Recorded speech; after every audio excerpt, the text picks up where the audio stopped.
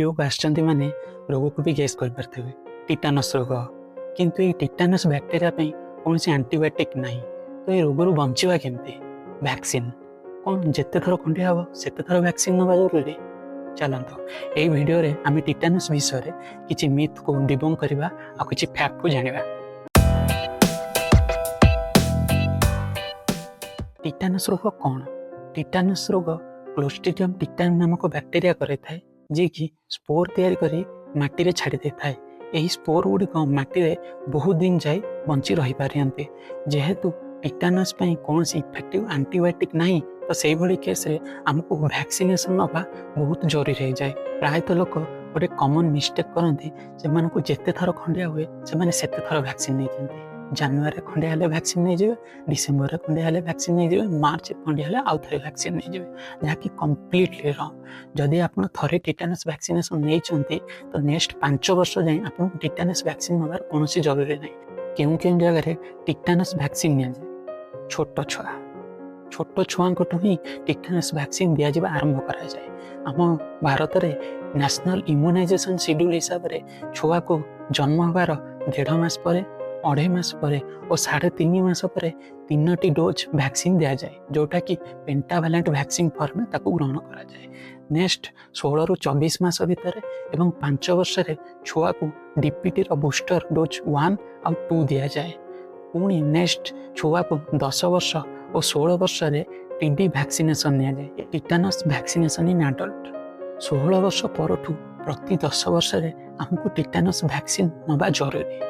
Tetanus vaccine गोटे किल type of vaccine जोटा कि आमको टॉक्साइड फॉर्म में दि जाए जार इफेक्ट बा एंटीबॉडी टाइटर प्रति 10 वर्ष पर ही कमिबा स्टार्ट हो जाए।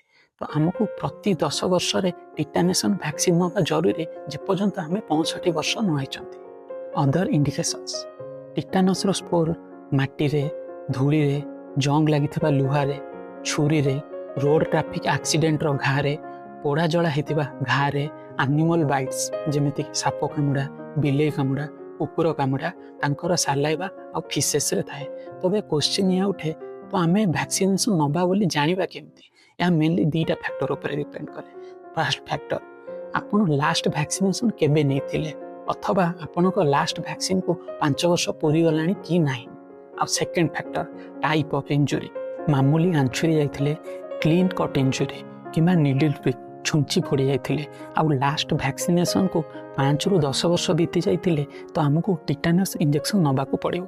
आ जदि घा बड़ अच्छी रोड ट्रैफिक एक्सीडेंट रो क्रस्ट इंजुरी अच्छी बड़ बर्न इंजुरी अच्छी किंबा साप कामुड़ी देछि बिले कामुड़ी देछि कि कुकुर कामुड़ी देछि तो सही सब केस लास्ट 5 ରୁ 10 वर्ष भितर जदि आप वैक्सीनेशन नहीं तो ताहले आपको आउ थे नवा को पड़ो।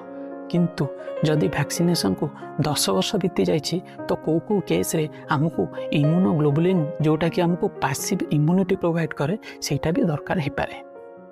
रेयर केस रे एमिति भी हो पारे जे लोकटी जानिनी से केबे टिटानस वैक्सीन नहीं थिला बोली किंबा से भलसे जानी से जन्म है पर टिटानस वैक्सीन केबे नहीं ही नहीं तो से केस रे आमे टिटानस रो फुल कोर्स टीटी इंजेक्शन दे थाओ जहाँकि जानिबार संगे संग फास्ट डोज दिया था जानिबार मासे पर सेकेंड डोज दिया था और 6 मास पर थर्ड डोज दिया जाता है। टोटाल 3टी डोज दिया जाए। तो ओवरऑल आम यहीटा जानले कि टिटानस वैक्सीनेशन जदि आप लास्ट 5 वर्ष भितर नहीं तो आपड़ आउ थे नवा बिल्कुल भी उचित नुह।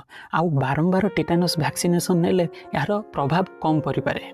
Side effect of tetanus vaccination एमिति टिटानस वैक्सीन कौन से मेजर साइड इफेक्ट नहीं किंतु मिनिमल साइड इफेक्ट रे जो जगह इंजेक्शन नहीं थे से जगह माइल्ड पोड़ा जला हो पारे किंबा रेडनेस हो पारे। किंतु जदि आपन को इंजेक्शन रू एलर्जी किंबा हाइपर सेंसिटिविटी रिएक्शन अच्छी तो आपन को डॉक्टर को इंजेक्शन नवा पूर्व जरूरी भाव जनातु।